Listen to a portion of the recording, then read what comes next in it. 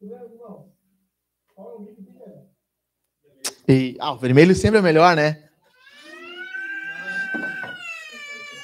Até a Miriam protestou ali, ó. Ah, tá louco? Não é o melhor! Não adianta! Tudo bem, meus irmãos? Bom dia! Bom dia! Bom dia! Este é o momento que Deus preparou para nós, o momento da história onde nós estamos aqui. Não gostaríamos de estar em outro momento da história, senão esse, onde Deus tem nos levantado para anunciar o evangelho com coragem, certo? Com coragem. Temos visto dias sombrios. Ontem eu olhava o Instagram, tem que cuidar para não trocar, né? Padre Fábio de Melo, não é com R, não é esse não. Padre Fábio, Padre, como é? Fábio de Melo, isso? Tá, beleza. Quase que eu troquei aqui. Falando sobre a questão da LGBTQI+, e tudo mais, e a gente vê assim, o que está acontecendo, cara, sabe?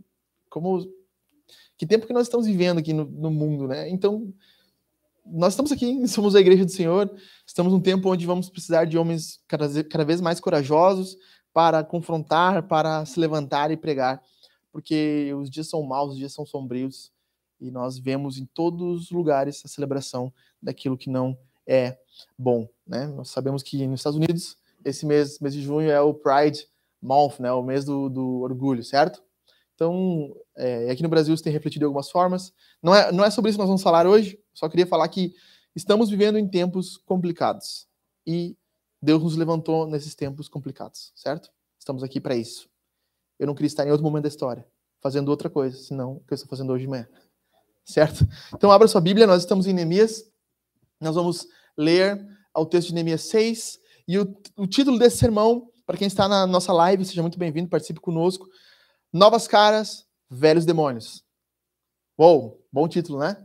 Novas caras, velhos demônios. Por quê? Por quê, pastor Alexandre? Por que esse título?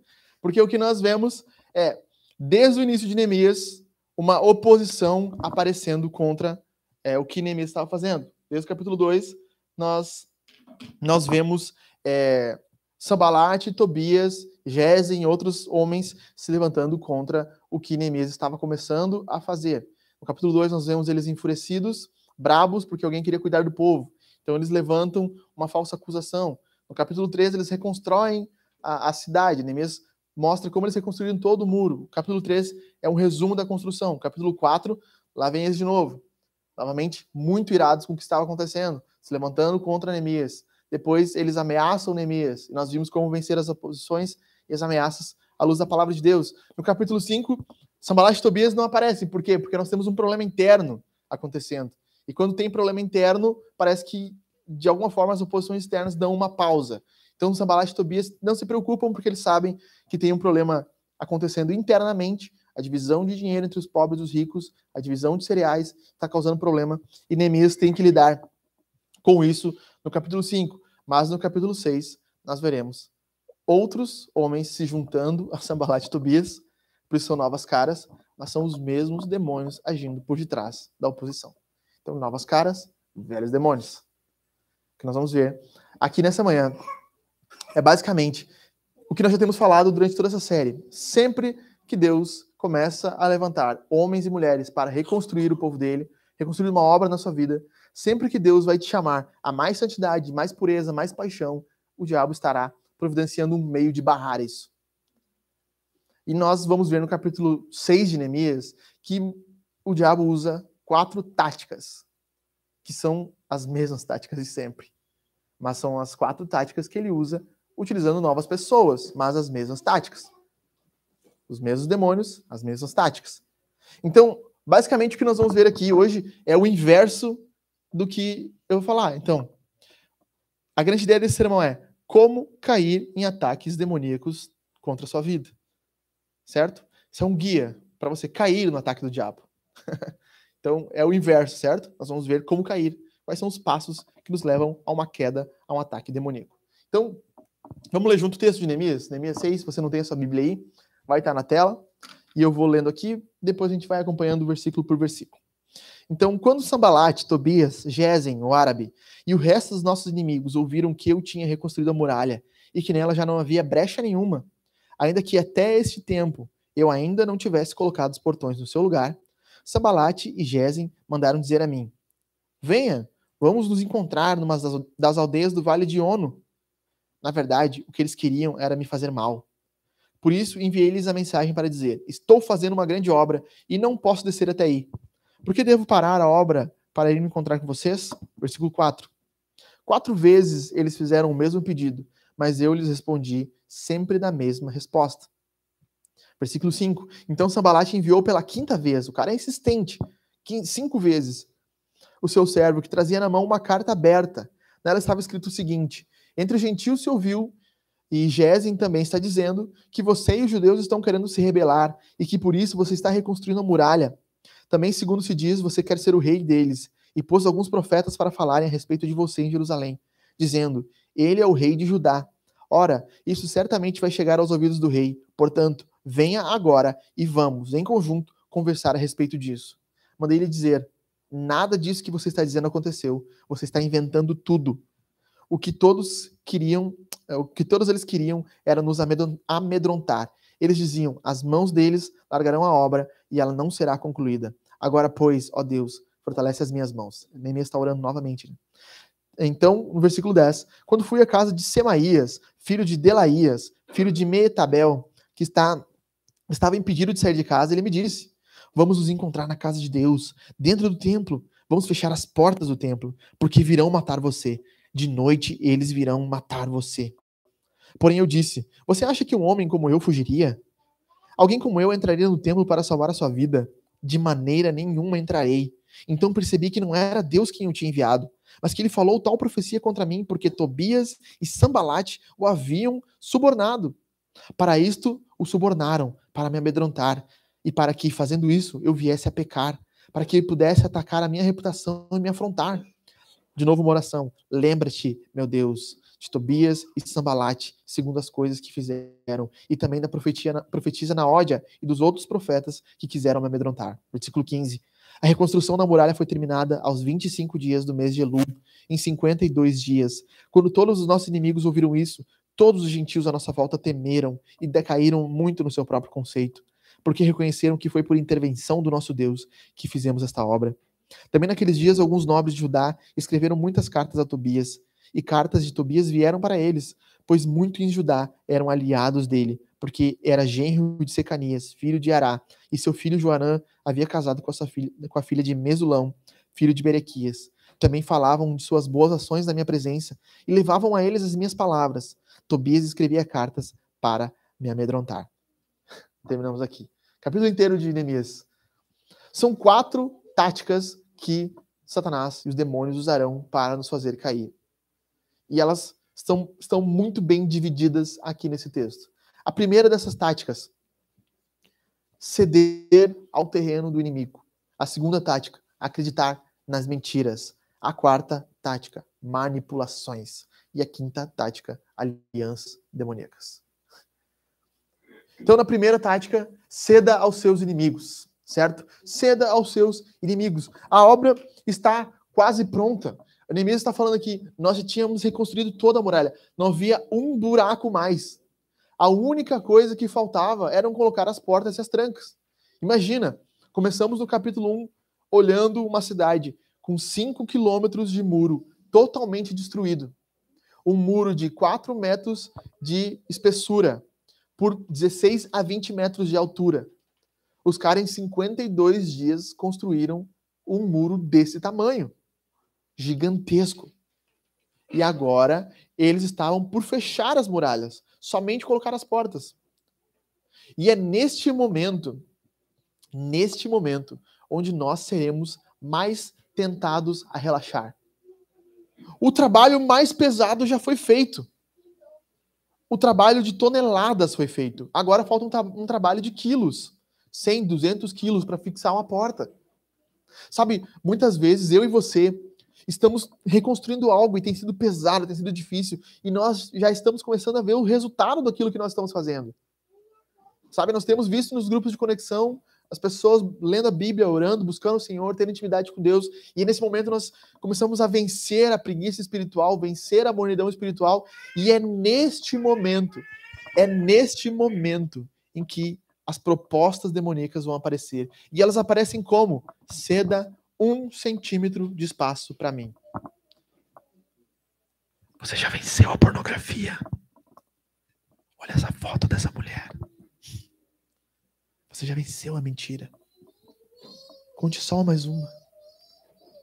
É nesse momento onde nós estamos nos achando bons vencedores. É nesse momento onde nós caímos. É no momento onde Sansão deita no colo de Dalila e ela faz carinho na sua cabeça.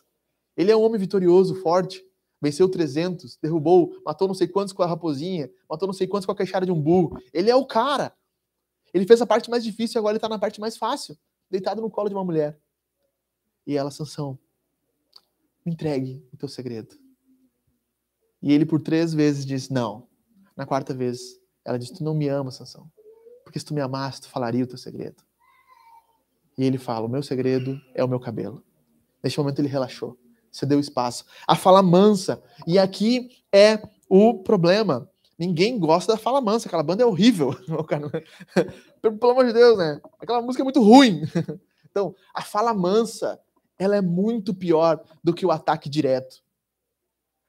A sedução simples, a coisa que não parece ser tão errado, parece só uma coisinha, ela é muito pior, porque nós cedemos espaço. E é isso que Tobias, Sanbalate e Gésem estão fazendo. Agora eles são amigos. No capítulo 4 eles reuniram um exército. No capítulo 4 eles disseram, nós vamos te matar. E nós vamos matar todo mundo, e nós vamos invadir, e eles falaram 10 vezes isso, as pessoas estavam desesperadas. E nós vamos destruir tudo, nós vamos matar todos os homens, todas as mulheres, e vocês vão cair nas nossas mãos e vão cair na desgraça. Agora, meu irmão, quer saber? Vem até aqui a aldeia. Vamos conversar. Sabe? Vamos trocar um diálogo. Cínicos. Um sorriso cínico. Um sorriso falso. Parece alguém confiável. Imagina, e Sanbalate e Tobias, eles são malandros.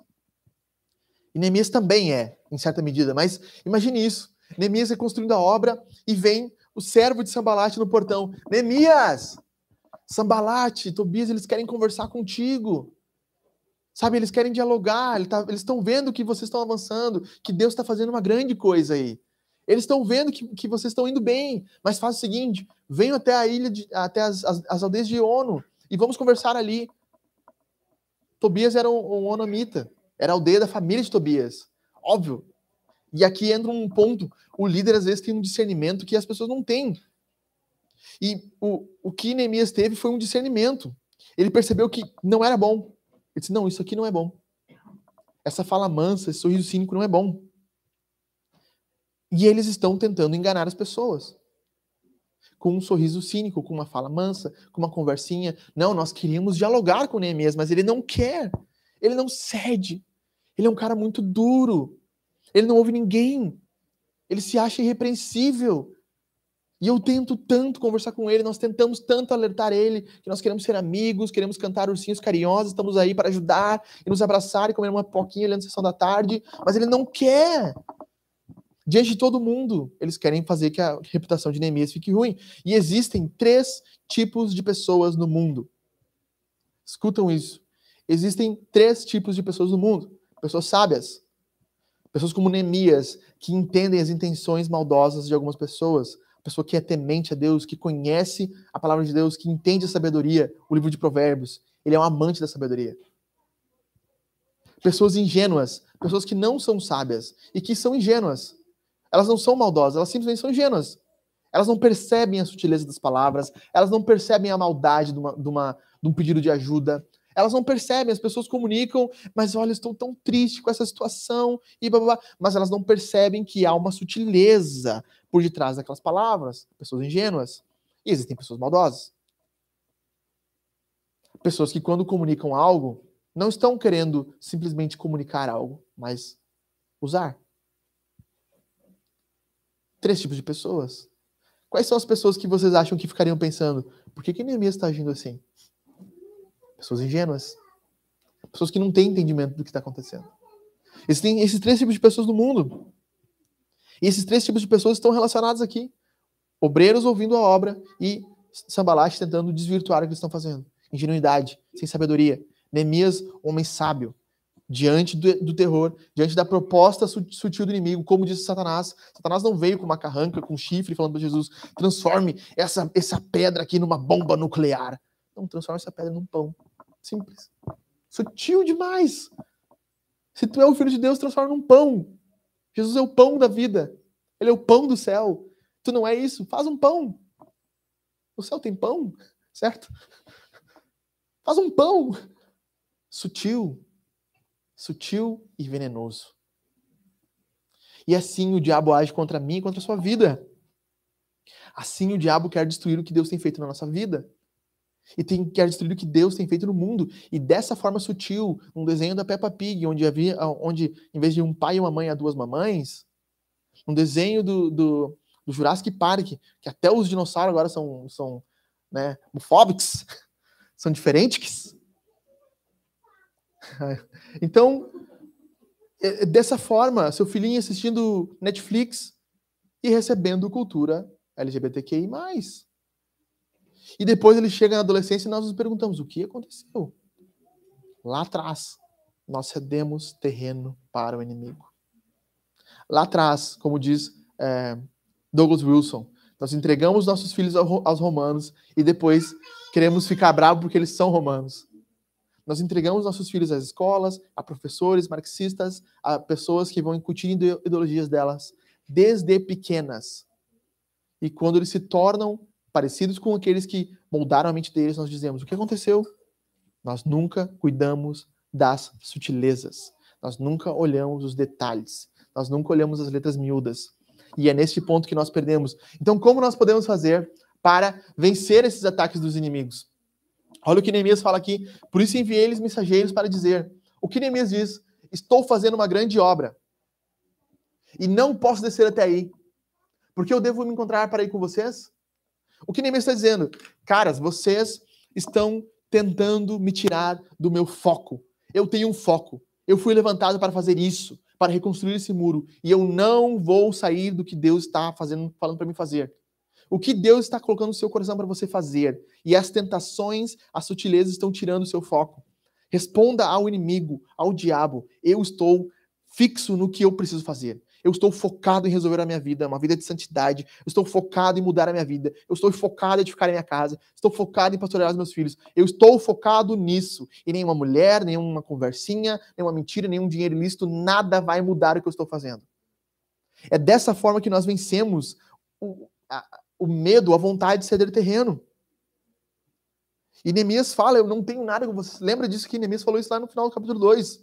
Ele disse, vocês não têm parte no que nós estamos fazendo.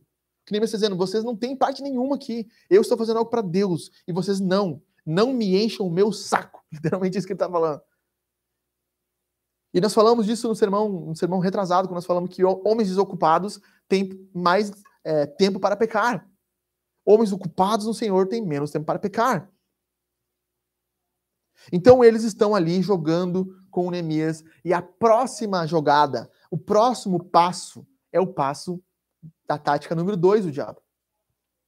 Porque eles começam a dizer, Neemias está agora se voltando contra nós.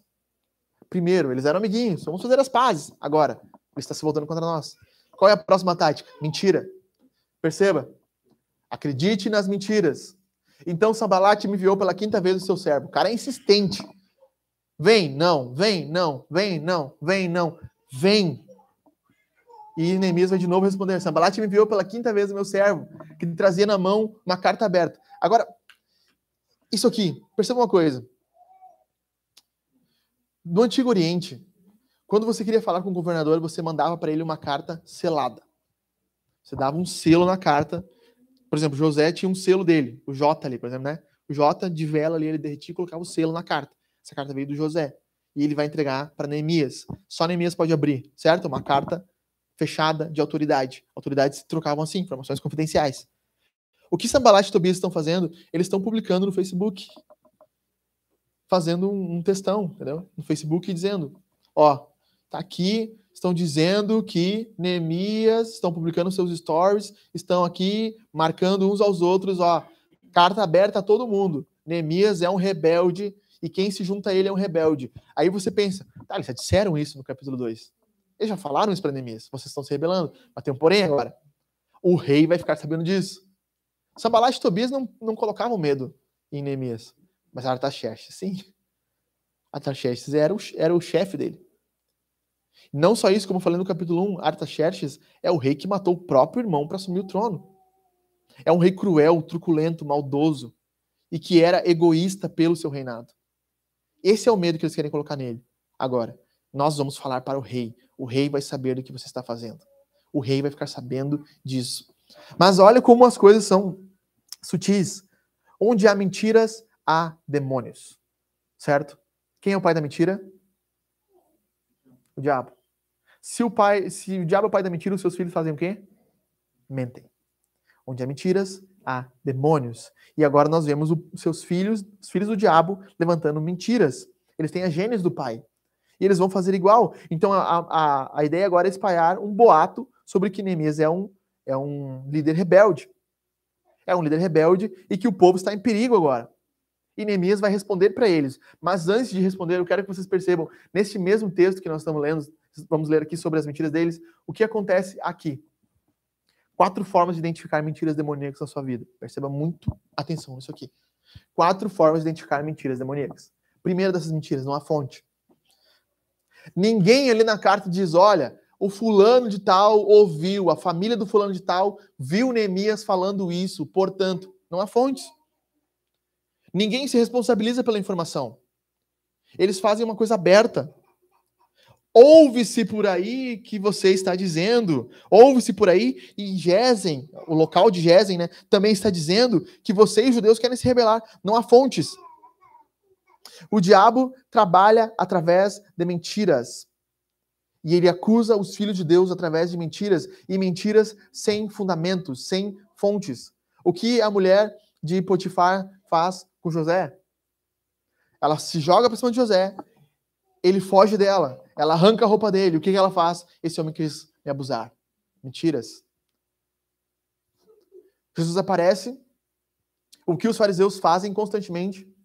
Mentiras. Acusam ele de várias mentiras. Ele é condenado porque pessoas se juntaram e mentiram que ele havia falado algo contra o templo ali. E ele é condenado por isso, por blasfêmia. O que acontece com Paulo? Mentiras. Pessoas mentem a respeito de Paulo e ele é preso. O diabo sempre usa as mesmas táticas através do tempo. E a primeira dessas táticas, dessa forma de identificar essas mentiras, é que não tem fonte. Pessoas mentirosas não citam as fontes. A coisa mais comum, como dizia um nosso presidente, quando eu vou no exterior, eu falo que o Brasil tem 30 milhões, 40 milhões de crianças passando fome. E os de fora gostam de número. Eles gostam dos números. Mas não tem fonte, tem número. Número, sabe? Então as pessoas que mentem, para você identificar uma forma mentirosa, e o diabo está agindo de forma mentirosa contra a tua vida, uma narrativa, alguma coisa. Pergunte, quem disse isso? Quem falou? Quem é o responsável? Quem está falando essas coisas?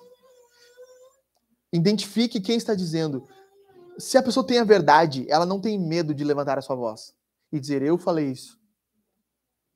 Muito tempo atrás, no jornalismo, antes de você publicar algo, você pesquisava a fonte e via se era uma fonte confiável. Sabe, Hernandes Dias Lopes comenta no seu comentário a respeito de uma história de jornalistas americanos no século XIX que estavam sem nenhum tipo de notícia. E estavam reunidos no bar falando sobre isso e, após a bebedeira, eles falaram, vamos publicar amanhã uma notícia a respeito da China. Que a China está bloqueando navios no mar tal. E eles publicam aquela notícia. E no outro dia, a Marinha Britânica se move até lá e começa um bombardeio. Uma notícia falsa. Sem fontes. Eles inventaram. Que causou um impacto no mundo. Quantas mentiras sem fontes eu lembro, meus irmãos, confrontando algumas pessoas, daqueles casos que nós passamos aqui, perguntando, quem falou isso? Eu não posso dizer. Como você não pode dizer? Quem falou essa história? Ah, mas tem mais 2 ou 3 pessoas que concordam. Quem são? Ah, não posso falar. Sabe? Mentiras demoníacas se passam sem fontes. Histórias que não têm fonte. Histórias infundadas. Prestem atenção nisso. Segunda tática. Não buscam os envolvidos.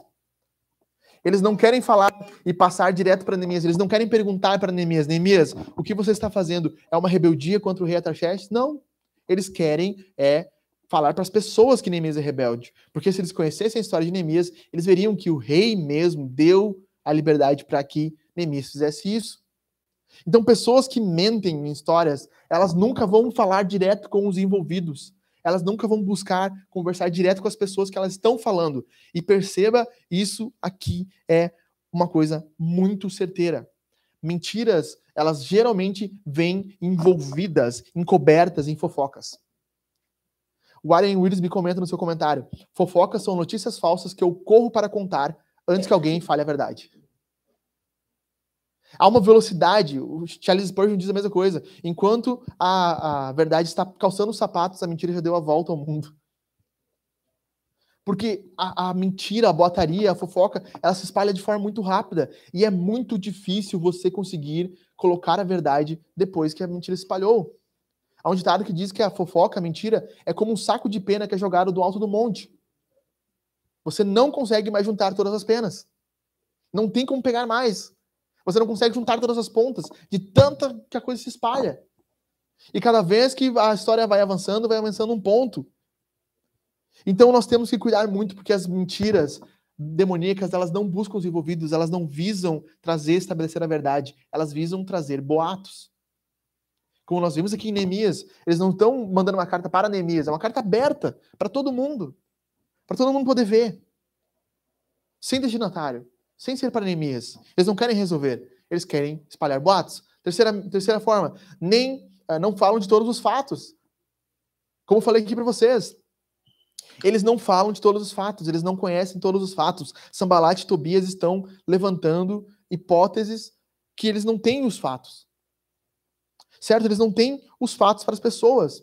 Mas eles usam trechos de verdade. Como eu falei para vocês. Já aconteceu em Esdras, se você lê o livro de Esdras e Neemias na Bíblia hebraica são o mesmo livro. Semana que vem nós vamos ver isso literalmente. Porque o capítulo 7 de Neemias é o mesmo capítulo 2 de Esdras. É igual, versículo por versículo. São livros parecidos, certo? Então, Esdras e Neemias têm a mesma história. E se eles fossem ver o que aconteceu em Esdras, se você for ler Esdras, você vai ver que os samaritanos levantaram uma hipótese contra a reconstrução da cidade. E naquele momento, Artaxerxes permitiu que ela não fosse mais reconstruída.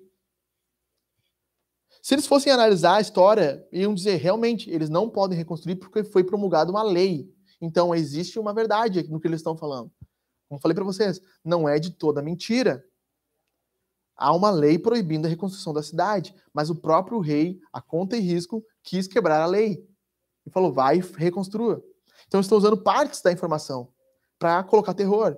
Vocês estão se rebelando. Sabe, há 14 anos atrás saiu uma lei do rei, ele disse que não podia.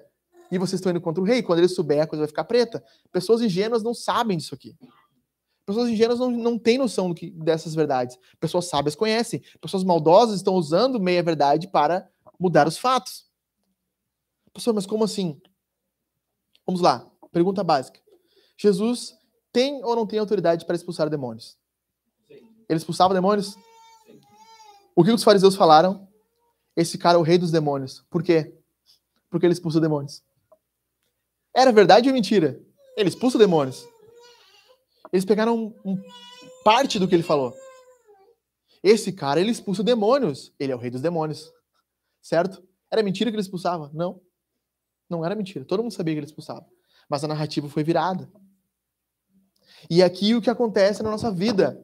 Nós temos que ficar atentos, porque mentiras nunca vão levantar todos os fatos, toda a história. E nós, se queremos ser homens sábios, mulheres sábias, precisamos, como dizia o Chapolin, averiguar o mistério, como é que ele falava?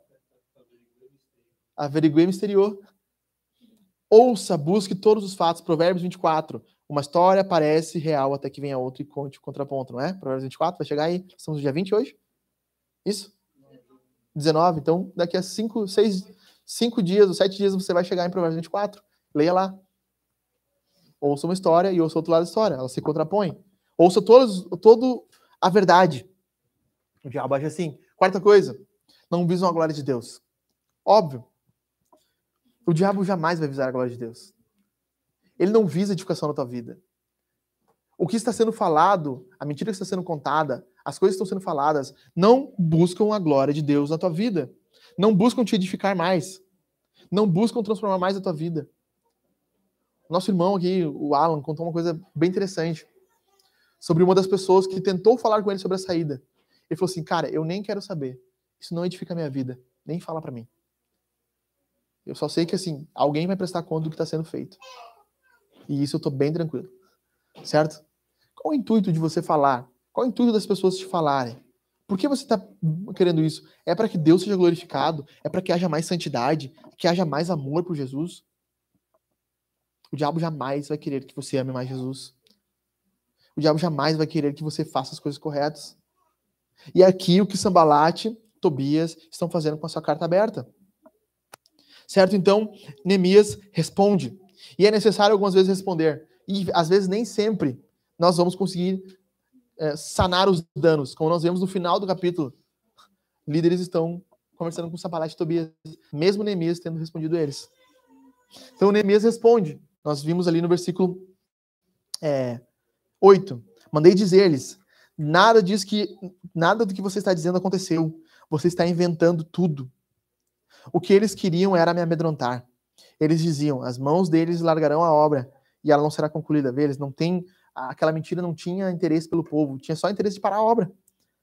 E o que o Neemias faz? Ele responde orando. Certo? Ele responde orando.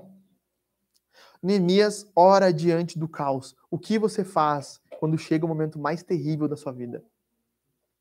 Quando você está passando por uma escuridão. Quando você não tem saída nenhuma. Quando você olha, Deus, eu não sei o que fazer. Eu estou diante de um caos. Meus sentimentos estão quebrados. Meu coração está quebrado. Eu não tenho resposta para tudo isso que está acontecendo. O que nós fazemos? Muitas vezes nós nos rebelamos. Muitas vezes nós fugimos. Muitas vezes nós recalcitramos os pés. Começamos a se debater. E começamos a caminhar de um lado para o outro. Isso não pode, isso não pode. O que Neemias faz? Deus, fortalece as minhas mãos. Eu estou fazendo as obras a tua obra com as minhas mãos. Fortalece as minhas mãos. Neemias não ora pelas mãos por acaso. Ele está dizendo, Deus, me fortalece na tua obra. Me fortalece no que eu estou fazendo aqui, Deus. Que o meu foco seja a tua força, não a minha. Oração. Como nós vencemos mentiras demoníacas, como nós vencemos momentos ruins na nossa vida, quando nós não temos mais nenhum caminho a tomar, nós estamos numa encruzilhada. O que nós fazemos? Oramos. Senhor, ajuda-me. Ajuda-me. Na baleia, na barriga da baleia, do grande peixe, o que Jonas faz? Ora. Tá perdido mesmo, né, José? Ele, Gepeto e Pinóquio estão lá dentro. Vamos fazer o quê? Fizeram um círculo de oração ali. E pegaram as pernas do Pinóquio e fazer uma fogueira ainda. Então, eles estão orando. Jonas está orando. Senhor, eu cheguei ao fundo do poço. Ele fala, eu estou no mais profundo do abismo. Ao Senhor pertence a salvação. Ele fala em Jonas 2,8. Ao Senhor pertence a salvação, eu estou aqui perdido, eu preciso do Senhor, que só o Senhor pode me salvar. Como nós vencemos mentiras? Orando, pedindo fortalecimento das nossas mãos. Para você cair, para você ceder e perder, cair nos ataques demoníacos, caia nas manipulações. Agora nós vamos ver aqui uma novela mexicana. Isso aqui é o episódio do Chaves. É literalmente o episódio de Chaves, vocês vão ver, quer ver? Olha só. Quando fui à casa de Semaías, filho de Elaías, filho de Meetabel, que estava impedido de sair de casa. Qual foi a mentira que eles falaram? Neemias levantou profetas para proclamar como rei. O cara se trancou em casa. Ele se trancou em casa. Por quê? Eles estão falando que os profetas vão proclamar Neemias como rei. Eu vou me trancar. Eu tô com medo. Eles vão me perseguir. Sabe, tem um drama aqui, sabe? Ele se tranca em casa, Neemias aqui, né? Ele abre só a frestinha. Oi? Tô em perigo. Entra aí, vamos conversar. Ei. Aí ele entra na casa. Ele me disse, vamos nos encontrar na casa de Deus, dentro do templo. E vamos fechar as portas do templo. Sabe, alguns judeus, a mania, ou na esperança, o filho de Davi faz isso. Ele se agarra nas pontas do altar, né? Se você já leu, acho que é 2 Samuel, se não me engano. Ele se agarra nas pontas do altar para não ser morto. Então, alguns judeus achavam que dentro do templo ninguém poderia ser morto. Apesar de Saul matar alguns sacerdotes dentro do templo. Mas eles se agarravam no templo ali, no altar, e não queriam ser mortos. Então, mas era um pecado também, porque um dos reis, se não me engano, se é Uzias, ele entra no templo, dentro do templo, e vai oferecer incenso. E Deus põe lepra na pele dele. Então, não era uma coisa que você poderia fazer. Só os sacerdotes e levitas podiam fazer. Provavelmente Semaías aqui era um profeta, um levita que tinha acesso ao templo. Então vamos entrar na casa do templo. Vamos fechar as portas do templo. Aqui, isso aqui é lindo demais. Porque irão matar você. De noite eles irão matar. Seu Madruga, você não vai morrer. Não, Chaves. Não, vão matar-te. É basicamente isso.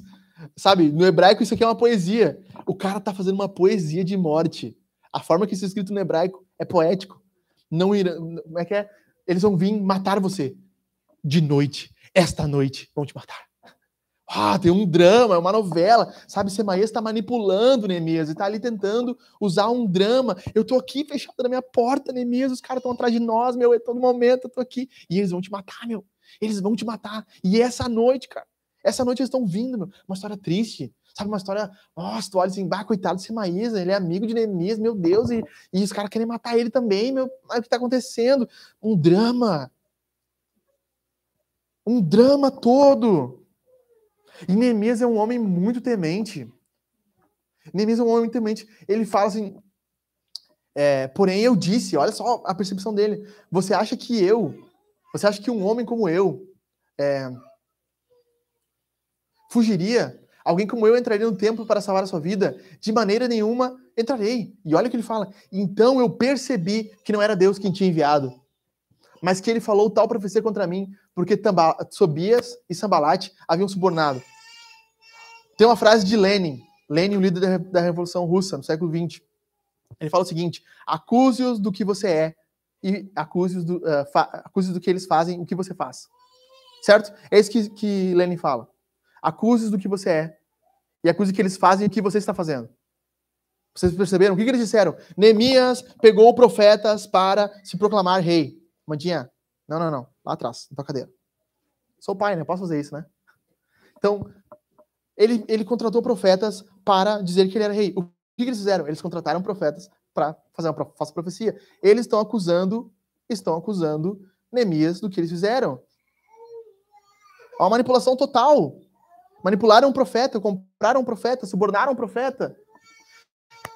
Que não era Deus que o tinha enviado, mas Tobias e Sanbalate o haviam subornado. Para isso subornaram, para me amedrontar e para que fazendo isso eu viesse a pecar. Por que viesse a pecar? Como eu falei para vocês. Por que viesse a pecar? Porque Neemias era um homem temente a Deus. O que ele conhecia? Isso aqui. Isso aqui. Você quer se livrar das manipulações? Conheça isso aqui. Conheça a Bíblia. Conheça os versículos. Lute pela palavra de Deus. Neemias não é um homem medroso, ele é um homem corajoso. E por isso ele fala para um profeta, que é um homem religioso, que sabe tudo. O que você quer fazer é me fazer pecar. Porque somente os levitas têm acesso ao templo. Somente os sacerdotes podem entrar. E eu não farei isso. Porque se eu entrar, as pessoas vão dizer que eu estou pecando contra Deus. E o meu testemunho, a minha honra na cidade vai ser denigrida. Para se livrar de manipulações, você precisa conhecer a palavra de Deus. E você conhece a palavra de Deus. Você estuda ela com afinco. O livro de Provérbios é um livro que nós precisamos ler todo dia, durante a vida inteira. Conhecer, mastigar, ruminar aquela palavra, do início ao fim. Conhecer o livro de Levítico. Conhecer o livro de Deuteronômio. Conhecer livros que falam sobre as leis. Sabe, nós pecamos porque nós não conhecemos os 10 mandamentos. Nós não conhecemos os 10 mandamentos. E deixa eu dar um spoiler. Depois de Neemias vai ter uma série sobre os 10 mandamentos. Nós vamos olhar os 10 mandamentos um por um. Nós não sabemos o que é adulterar, nós não sabemos o que é falso testemunho, nós não sabemos o que é cobiçar. E por isso nós pecamos tanto. Porque se nós soubéssemos, nós andaríamos com mais cuidado. Salmo 119, versículo 5. Luz para os meus caminhos é a tua palavra e lâmpada para os meus pés. O que Neemias está fazendo? Ele está colocando a palavra diante do seu caminho, dizendo: Semaías, isso aqui é pecado, a palavra ilumina isso, e eu não posso fazer, eu não devo fazer. Para nós nos livrarmos de manipulações demoníacas, nós precisamos conhecer a palavra. E Neemias é um cara corajoso. Imagina tu dizer isso para um homem que é um profeta, um homem que tem respeito da religioso das pessoas. Ele é um homem corajoso. E como nós identificamos falsos profetas? Primeiro, falsos profetas profetizam por dinheiro. Falsos profetas e falsos pastores estão interessados no dinheiro. E eles nunca vão confrontar, nunca vão pregar contra pecados, nunca vão expor pecados no púlpito, porque eles não querem que as pessoas saiam da igreja. Eles não querem. Então, por que eu vou me incomodar? Eu conheci vários pastores que agem assim. Eu estive em uma igreja onde os pastores conheciam pecados graves, de homens que davam muito dinheiro e não confrontavam. Porque eles dependiam daquele dinheiro. Mas ai de mim se eu agir assim um dia. Homens corajosos como Neemias não são subornados por dinheiro. Falsos profetas são. Preste muita atenção quando você ver um pastor, um líder que para falar o que as pessoas querem, recebe dinheiro. Ou dá atenção ao dinheiro. Segunda coisa para você identificar profetas, falsos profetas, eles falam o que as pessoas querem ouvir. Jeremias fala sobre isso. Eles profetizam a paz quando não há paz. Não há paz. A guerra, Deus vai trazer a Babilônia contra nós. Eu estou profetizando e sendo acusado e julgado por isso. Mas os falsos profetas estão dizendo que tem paz. Mas vocês verão que não há paz. Falsos profetas não falam. Falsos profetas falam o que as pessoas querem ouvir. O que o ego delas querem ouvir. Você é amado. Venha como você está e Deus vai te aceitar assim para sempre. Basta você dar o seu passo, sabe? O seu autoestima vai melhorar. O seu cabelinho, a sua sobrancelha vai ser feita. Sabe? Você vai ser uma bênção no mundo. Não há uma pregação, não há uma chamada ao arrependimento, não há um nomear do que é errado nos púlpitos. Eu participei de uma igreja onde eu contei, por 7 finais de semana seguidos, não foi falado nenhuma vez a palavra pecado. E se assustem, por 3 finais de semana não foi falado nenhuma vez sobre Jesus. Nem uma vez. Uma igreja cristã. Mas em algum momento, durante um final de semana, por 5 minutos, o pastor fala, nós precisamos de Jesus. E aquilo, às vezes, é o suficiente para que as pessoas se abracem a Jesus. E para que essas igrejas não sejam chamadas de falsas igrejas. Triste. O que nós temos que fazer contra falsos profetas? Se nós estivéssemos no Antigo Testamento, era barbado. Botava eles numa parede, né, Jeff? E vá cascalho, né, Odacir? Coisa linda, né? Imagina. O cara nessa live aqui, vai cair a live agora no YouTube. Não é matar, literalmente, né? É matar, assim, no sentido, né? Só tirar a vida. Então, o que se faz com falsos profetas, meus irmãos? Nós oramos para que Deus pese a mão sobre eles. Oh, mas não pode fazer oração assim, imprecatória. Não, Neemias está orando assim. Senhor, lembra do que eles estão fazendo. Deus, não apague da tua memória, né? Neemias vai falar no finalzinho aqui do versículo 14, se não me engano, deixa eu ver. Ó, ele ora de novo. Lembra-te, meu Deus, de Tobias e Sambalate, segundo as coisas que fizeram. E também da profetisa Naode. Neemias nem fala o que ela fez. Mas provavelmente devia ser uma china véia também, né? Ser outra chinelona no meio da cidade. Profetiza Naode e dos outros profetas que quiseram me amedrontar. Imagina, os caras contrataram uma escola de profeta. Botaram um monte de gente para falar mal de Neemias. E o que Neemias faz? Deus pesa a mão sobre cada um deles. Que o teu amor à verdade pese sobre eles. Nós devemos orar, Senhor, elimine, não é ilumine, eu falei errado, é elimine os falsos profetas do meio do teu povo. Que eles sejam castigados. Que eles sejam derrotados, que eles caiam prostrados em terra. Que prevaleça a tua verdade. Esse é o terceiro ataque. E o quarto e último. Faça alianças demoníacas. Nós vimos, então, que nós cedemos terrenos, nós acreditamos em mentira, nós caímos em manipulações e, por último, nós fazemos alianças demoníacas. Olha só o que Neemias vai falar aqui. A reconstrução da muralha foi terminada aos 25 dias do mês de Elul, em 52 dias. Ou seja, os caras reconstruíram 141 anos de desculpa. 141 anos de pessoas dizendo, mas é muito difícil. Mas não tem. Não é 141 dias. Certo? É 141 anos. É um século e meio. Há 141 anos atrás, estava lá o gordinho Spurgeon pregando em Londres. Certo? 141 anos, eles estavam dando desculpas. E em 52 dias, Neemias terminou. Cara, isso aqui não tem. É algo sobrenatural. É algo sobrenatural. E nós pensamos, o que pode nos parar quando Deus está ao nosso lado? Se Deus é por nós, quem será contra nós? Contra nós. Se Deus está a nosso favor, mas se Deus está contra nós, quem será por nós? Certo? Perigoso, né? Não há ninguém contra nós. Mas se Deus não é por nós, não tem quem nos salve.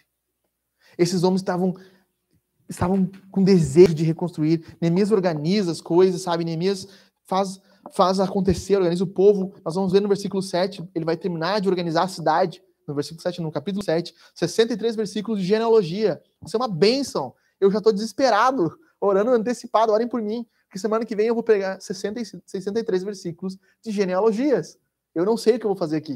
Vou fazer um malabarismo, ficar aqui na frente, tentando convencer vocês que eu estou fazendo a coisa certa, mas a Bíblia é a palavra de Deus. Nós cremos do início ao fim que ela é a palavra de Deus. E nós vamos ver 63 versículos de genealogia. Certo? Então, eles reconstroem a cidade, Neemias organiza, eles reconstroem, eles fazem as coisas acontecer. E o texto termina de novo, novamente, com um ataque demoníaco. Um deprimente ataque demoníaco. Cara, Neemias organizou a cidade, venceu 141 anos de bunda molice, venceu preguiça, venceu falta de temor a Deus, venceu tudo. Em 52 reconstruiu a cidade. O que os líderes da cidade estão fazendo? Estão se aliando com Tobias. Não é possível. Neemias mudou a vida deles e eles estão com o inimigo. Mas pastor, como é possível? Como pode? Neemias é um cara tão bom. Por que eles estão abraçados com Tobias? E por que eles estão fazendo isso com Neemias? Por quê? Por quê? Olha por que eles estão fazendo isso. Ó, também naqueles dias, alguns nobres de Judá escreveram muitas cartas a Tobias. E as cartas de Tobias vinham para eles, pois muitos em Judá eram aliados dele. Porque era o quê? Genro. Ele era familiar. Tobias era familiar dos líderes de Judá. E muitas vezes nós ouvimos e fazemos alianças demoníacas, compramos histórias, compramos brigas de lado errado, porque nós somos amigos de pessoas. Porque eles são da nossa família. Não, porque é muito amigo meu. Não, Tobias é muito amigo meu. Não pode ser. Neemias, não, Neemias está fazendo coisa errada. Que Tobias, o meu amigo. Não, eu vou sair com Tobias. Vou sair com Tobias. Vou sair da igreja com Tobias. Não vou ficar com Neemias. Vocês entenderam, né? Silogismo, certo? Porque não, eu conheço Tobias. Não, Tobias é o pai que eu quero ser. Tobias é o pastor que eu quero ser para minha casa. Não, Tobias está louco, casado, que conheço a esposa dele, conheço os filhos dele. Eu conheço todo mundo, eu quero estar junto.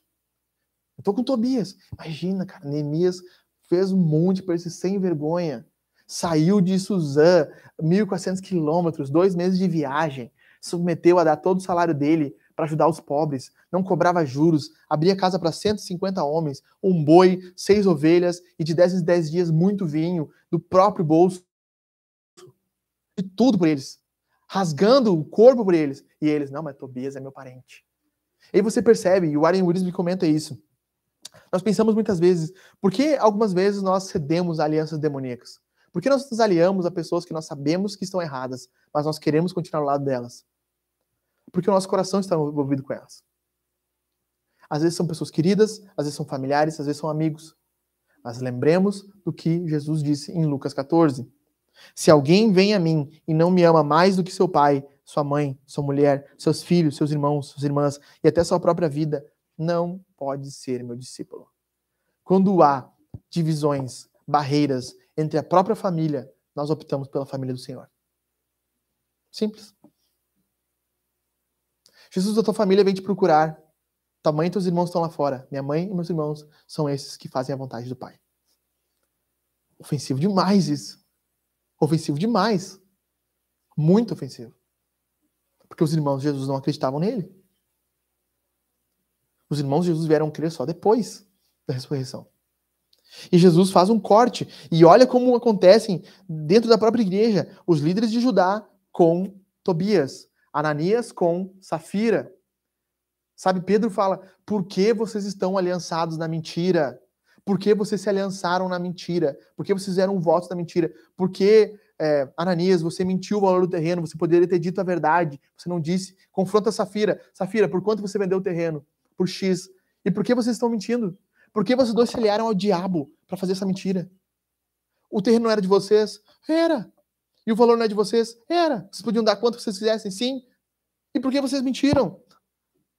E aliados. E Pedro, na coragem apostólica, fala, eis aí os pés daqueles que enterraram teu marido. Hoje em dia não pode falar mais isso, né? Não, que no Antigo Testamento tinha oração imprecatória, mas no Novo Testamento não tem. Eis os pés daquele que enterraram teu marido. No meio da igreja. Tá ali os pés. E o que acontece com a mulher? Pum! Cai morta. Aliança da mentira. E você pensa assim, existem pactos que você faz consigo mesmo. Existem pactos que você faz consigo mesmo. E esse consigo mesmo é assim, um pacto diabólico, entendeu? Um pacto de não falar, de não abrir sua vida, de não expor os seus erros. Um pacto de se fechar em si mesmo. Nós estamos olhando uma série chamada Sessão de Terapia. Uma série brasileira. E é bem interessante. Tô terminando, Zeke. Tô indo pro final. Diabólico. Tem problema. Na série do Jack também caiu, sabia? Então, estava ensaiado. Perceba isso. Eu tô finalizando aqui para terminar com vocês. Na série Sessão de Terapia, o pai de uma das meninas... Vamos lá, gente. Presta atenção em mim, por favor. Na série Sessão de Terapia, uma menina tá fazendo uma terapia com um psicólogo e ela defende muito o pai dela. Totalmente. Só que o pai dela é um escroto. Não dá bola para ela, não vive perto dela, abandonou a mãe e traiu a mãe. Só que, quando ela era criança, ela fez um voto, quando ela pegou o pai dela traindo com a outra mulher, que ela ia defender o pai dela. Ela fez um voto com ela. Não com mais ninguém, só ela. E ela se aliançou com o diabo na mentira, a fim de proteger o pai dela. E sofria psicologicamente com isso, na adolescência. Quantos de nós não fizemos pactos? Pactos demoníacos. Quando nós pecamos, quando nós erramos, acobertando pecados, acobertando erros próprios, se fechando em si mesmo. Pactos demoníacos que vão nos derrubar. E essa é a forma que o diabo às vezes usa para derrubar o que está acontecendo, certo? Essa é a forma que o diabo usa. Pactos demoníacos, pactos internos, votos internos. Por isso que isso é muito sério. Eclesiastes 5 fala isso, né, Jeve? Não faça voto. Não faça um voto. Guarde os teus pés ao fazer um voto com o Senhor. Guarde os teus pés ao fazer um voto. Porque você pode se unir a algo que você nunca mais vai conseguir quebrar. Eu fiz um voto que eu nunca mais vou fazer isso com Deus. Cumpra o seu voto. Mas algumas pessoas fazem votos e alianças com o diabo. Assim como em Judá fizeram aliança com Tobia. Então, eu vou terminar aqui dizendo... Olha aí, até ficou bom. Vou terminar aqui dizendo... 3 coisas para vocês aqui. Para nós finalizar essa manhã. O diabo é ardiloso. Atento, cadê o Everton para mudar lá para mim, né? Você está atento aos seus ataques? Não precisa mudar, não, brincadeira. Perceba como ele usa a movimentação aqui em Neemias. Ele ganha o terreno com um discurso cínico, com uma falsidade. Ele conta uma mentira, ele manipula pessoas, ele cria alianças. Existe algo que você percebeu nesta manhã, durante esse culto que você fez, que você cedeu, momentos onde você abriu o terreno, momentos onde você acreditou em mentiras, momentos onde você se sentiu manipulado e deu a sua própria vida para manipulações, e você percebeu isso essa manhã? Alianças, votos que você fez, quebre isso hoje. Não é quebra de maldição, mas coloque um fim nisso hoje. Senhor, eu não quero mais. Eu agora entendi o pacto, agora entendi o que está acontecendo. Agora entendi o que eu devo fazer. Você precisa lutar contra isso. Pegue a sua armadura, Efésios 6. Vista o capacete da salvação, a couraça da justiça. Calce sandálias do evangelho. Use o escudo da fé. Pegue a espada do Espírito, se vista para uma batalha espiritual. O diabo não está brincando de ser diabo, mas nós brincamos de ser crentes. Precisamos estar atentos a isso. O diabo é ardiloso. Ele age por meio de pessoas novas. As táticas, elas são as mesmas. A Jack falava isso para mim essa semana. São as mesmas coisas que reacontecem. Só novas pessoas, novas caras, velhos demônios. Certo? Então, segunda coisa, a reconstrução avançará. A reconstrução avançará. Ela vai ir adiante. Ela vai ser cumprida. O que nós vemos aqui em Neemias 6, eles concluíram. Ah, mas pastor, tem muito ataque demoníaco, tem muita tensão, tem muito problema, é só pepino. Mas avança. Mas avança. E as tentações, as provações e as lutas são sinais para nós que nós estamos no caminho certo. Porque o diabo não tentará destruir aquele que não vai causar um impacto no reino dele. O diabo não lutará contra a sua vida se você não causar um impacto no reino das trevas. Ele vai ficar tranquilo, calminho. Ele não vai rondar, não vai derrodar a sua vida. Ele não quer te destruir, porque você não vai causar impacto. Mas se você vai causar um impacto na história de Deus, na vida de pessoas, na transformação de igrejas, na transformação da sua casa, o diabo vai bater em você e vai bater valendo. Porque ele sabe que antes da bênção vir, antes de Deus derramar a graça, precisa vir a perseguição, a dureza. Antes de haver o avivamento em Atos 8, que há mentiras em Atos 5, divisões e bobagem em Atos 6, perseguição e morte em Atos 7, Atos 8, o evangelho se espalha. Para que Jesus pudesse entrar e reinar em Jerusalém, eles tiveram que apanhar e apanhar feio. Neemias teve que apanhar feio como líder aqui.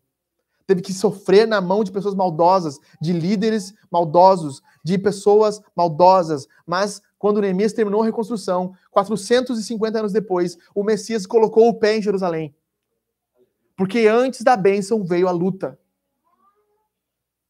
E quem te viu passar na prova e não te ajudou, vai ver você na bênção e vai se arrepender. Ok, certo? Citamos aqui a Lauriette, isso? Quem canta essa música? Damares. Citamos a Damares aqui, ok. Mas a bênção na sua vida virá quando você passar por lutas ferrenhas. E desconfie quando a sua vida está em paz. Porque o salmista diz no Salmo 23, ainda que eu ande no vale da sombra da morte, tua vara e teu cajado me conduzem. E tu prepara uma mesa diante dos meus inimigos. É certo que a bondade e a fidelidade do Senhor me seguirão. Então, se nós queremos ganhar, avançar, nós veremos oposição acontecendo. E se preparem, Neemias 7 está vindo, genealogia, mas Neemias 8 está vindo, pregação da palavra, derramamento do Espírito, é o Pentecostes do Antigo Testamento. O povo canta, o povo se anima, há culto, Esdras prega durante 4 horas, não tem ninguém chato, ninguém tá assim, meu cara não para de falar, Esdras 4 horas lendo a lei a manhã inteira para eles, e eles estão lá, meu Deus, como nós não sabíamos isso aqui, o nosso casamento é um casamento ilícito, eu preciso me divorciar, preciso me separar. Eu casei com pessoas que Deus não diz para mim não fazer, sabe? Então, há quebrantamento, há arrependimento, mas antes, há 7 capítulos de desgraça, de luta, mas a bênção vem. Em último lugar, meus irmãos, para nós terminar, Jesus é um Neemias maior e melhor. Jesus, assim como o Neemias, também estava envolvido na obra de Deus, na reconstrução. E Jesus sofreu os mesmos ataques mentirosos. E não só os mesmos ataques, como a mesma acusação, quase igual, é feita em Lucas 23. Ele está se rebelando contra César. A mesma coisa. É a mesma acusação, só muda o rei. Só que ao contrário de Neemias, que sai vivo, Jesus não sai vivo das suas acusações. Ele morre. Ele sofre a pena como um criminoso e é crucificado numa cruz, brutalmente assassinado, colocado numa tumba. Ao 3º dia ele ressurge. E um dia ele virá para instituir um tribunal onde ele colocará todas as mentiras do diabo, todas as táticas serão expostas, e ele lançará no inferno de uma vez por todos o inimigo da nossa alma. Aquele que tenta nos destruir, o nosso acusador, será lançado no inferno de fogo e lá será atormentado para sempre. E nós venceremos, nós avançaremos, nós vamos à frente.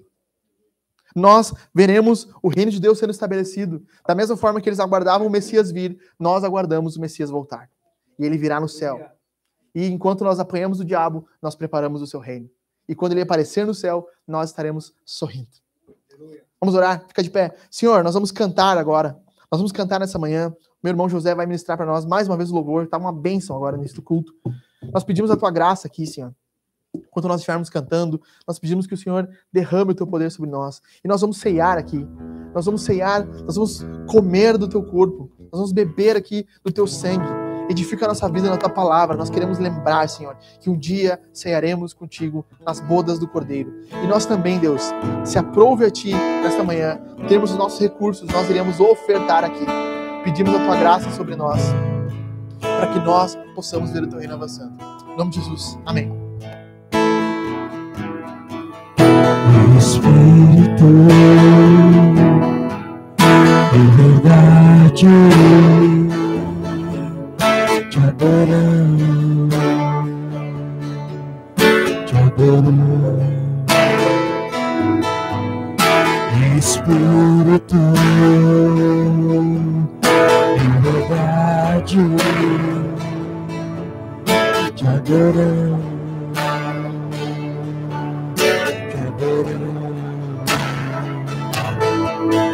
Vem nos ver, o Senhor